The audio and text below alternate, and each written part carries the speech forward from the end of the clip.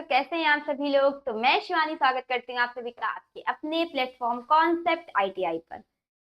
तो आज जो हमारी क्लास है, चलिए यहाँ से शुरू करते हैं।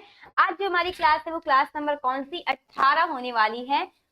First year ITI first year वाले सभी ट्रेड्स के लिए एम्प्लॉयबिलिटी स्किल की क्लास बहुत ही ज्यादा जरूरी है, क्योंकि ये सभी ट्रेड में पूछा जाता है, जिसमें हम टॉपिक वाइज एमसीक्यू कर रहे हैं सॉल्व। और क्लास नंबर आपकी 18 होने वाली है।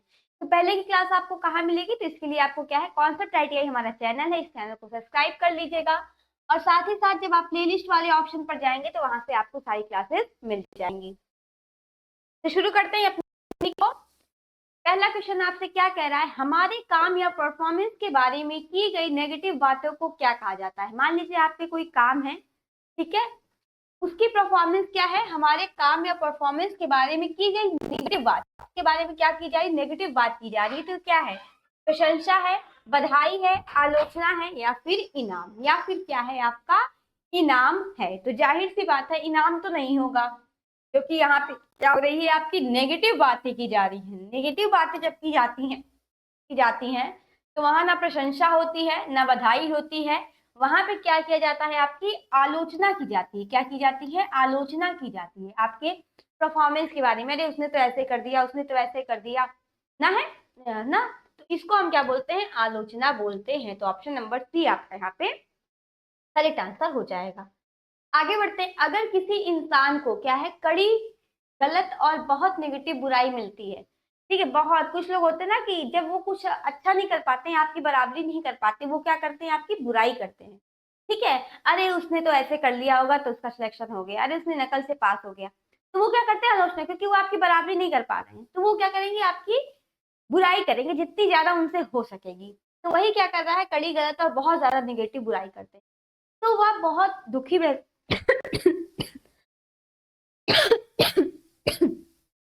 सॉरी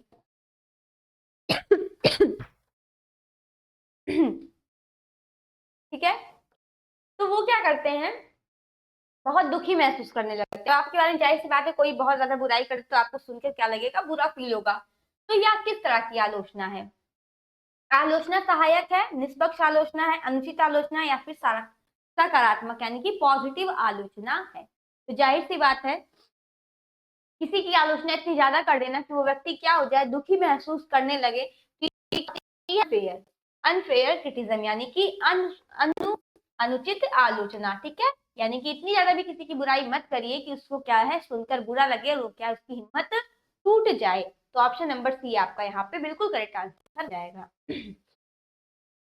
आगे बढ़ते हैं। आलोचना के दौरान हमें उस व्यक्ति के प्रति डैश और डैश रहना चाहिए। अब आलोचना जब आप किसी व्यक्ति की कर रहे हैं तो उसके प्रति आपको क्या रहना चाहिए, ये आपसे पूछ रहा है, ठीक है। तो क्या खुश और आनंदित रहेंगे जब आप आलोचना करेंगे, शांत और सुनना, ठीक है, चिल्लाना या रोना, लड़ना और क्या है, रोना।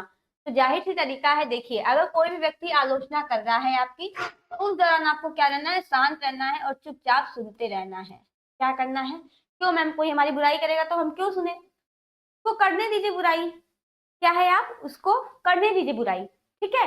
आपका क्या है काम, आपकी परफॉर्मेंस ही उसका जवाब दे देगी, ठीक है। इसलिए कहा जाता है कि कोई कुछ भी बोले, शांत शांत रहना ही सबसे बड़ा जवाब होता है किसी का, ठीक है। अगर आप उस जगह पे शांत रह गए ना, उससे अच्छा जवाब कोई नहीं है। सामने वाला भी सोचेगा यार मैंने इसकी इतनी बुराई की तो कुछ बोल ही नहीं रहा है, वो अपने आप ही चुप हो जाएगा।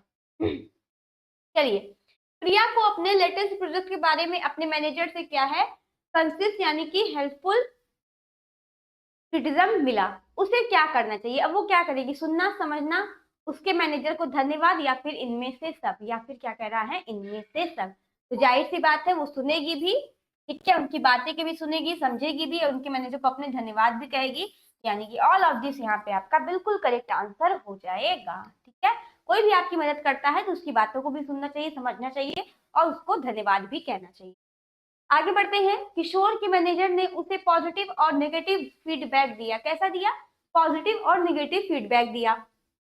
अच्छा भी बताया, अब जाहिर सी बात है व्यक्ति में दोनों चीजें होती हैं, वैसा ये नहीं कि पूरा का पूरा अच्छे हो गए तो थोड़ा बहुत कुछ तो कमियां होंगी ही। तो किशोर ने कंफ्यूज महसूस कर रहा था, उसे आगे क्या करनी। अब किशोर क्या हो गया, कंफ्यूज हो गया। कि मैं अच्छा कर रहा था या बुरा कर रहा था, मुझे तो समझ में ही नहीं आया। अब वो आगे क्या करेगा, शांत हो जाएगा और सोचेगा, या फिर उसके मैनेजर द्वारा बताई गई पॉजिटिव बातों को क्या है समझने की कोशिश करेगा, और मैनेजर द्वारा बताई गई नेगेटिव बातों को समझने की कोशिश करेगा, या फिर इनमें से सभी यानी कि ऑल ऑफ दिस क्या है वो करेगा। तो जाहिर सी बात है उसे क्या करना चाहिए कि शांत हो जाओ और सोचो। जब आपका दिमाग शांत होगा, जब आप शांत होंगे, तभी आप किसी चीज के बारे में सोच सकते हैं। ये पॉइंट भी सही कह रहा है, ठीक है। उसके मैनेजर द्वारा बताई गई पॉजिटिव बातों को समझने की कोशिश करेगा, बिल्कुल करेगा, क्योंकि उसके बॉस ने क्या है, मैनेजर ने पॉजिटिव बातें भी उसको बताई हैं उसके बारे में। और क्या है, निगेटिव बातों के बारे में भी सोचेगा, क्योंकि निगेटिव बातें भी बताई हैं। तो वो क्या करेगा, इन सभी चीजों पर विचार करेगा, ठीक है। तो ऑल ऑफ दीज आपका क्या हो जाएगा, बिल्कुल करेक्ट आंसर हो जाएगा। आगे बढ़ते हैं अगले क्वेश्चन पर। हम बातचीत तब शुरू करते हैं जब हम वयस्क होते हैं, अभिभावक होते हैं, बच्चे होते हैं, या फिर पुराने यानी कि क्या होते हैं, हम ओल्ड होते हैं। तो आप बातचीत करना कब शुरू करते हैं, बहुत अच्छा क्वेश्चन है, ठीक है, बहुत अच्छा क्वेश्चन है ये। आप बातचीत करना कब शुरू करते हैं ये आपसे पूछा। अब आप बोलोगे मैम हम तो बड़े में भी बात करते हैं, अभिभावक में होते हैं तब भी हम बात करते हैं, बच्चे होते हैं तब भी बात करते हैं, और कितने भी हम बूढ़े हो जाएं हम तो बात कर ही सकते हैं, बात कर ही सकते हैं। लेकिन अब मैं इसमें से कौन से ऑप्शन पे टिक लगाऊं? तो आप ध्यान से सुनना, क्वेश्चन में क्या है, हम बातचीत तब शुरू करते हैं जब हम।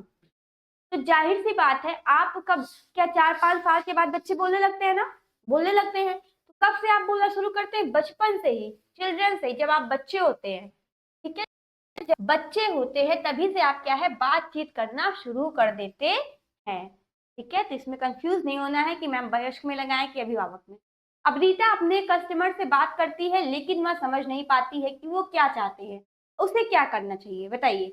उसकी सुनने की क्षमता में क्या है, सुधार करें, उससे बात करना बंद कर दो, ग्राहकों के साथ लड़ाई करो, या फिर उसका व्यवसाय बंद कर दो। तो जाहिर सी बात है आप ये सारी चीजें नहीं करेंगे। आप क्या करेंगे, उनकी सुनने में क्या है, क्षमता में सुधार करेंगे। तो ऑप्शन नंबर क्या हो जाएगा यहाँ पे, ए आपका करेक्ट आंसर हो जाएगा। आगे बढ़ते हैं। आप ईमेल में अपना मैसेज ठीक से शेयर नहीं कर पा रहे हैं, ठीक है। ईमेल में क्या है, आप अपना मैसेज सही से शेयर नहीं कर पा रहे हैं। आपको कौन सी स्किल सुधारनी चाहिए, अब आप अपनी कौन सी स्किल सुधारेंगे, लिखित संचार बोला जा रहा है, पढ़ना या फिर खेलना, क्या करेंगे, बोलना या फिर खेलना। तो जाहिर सी बात है आप क्या सुनाएंगे, रिटेन कम्युनिकेशन, रिटेन कम्युनिकेशन, क्योंकि आप क्या है वहां पे ईमेल अपना सही से मैसेज नहीं भेज पा रहे हैं। तो आपको अपना कम्युनिकेशन, रिटेन कम्युनिकेशन जो होता है उसको सुधारना पड़ेगा।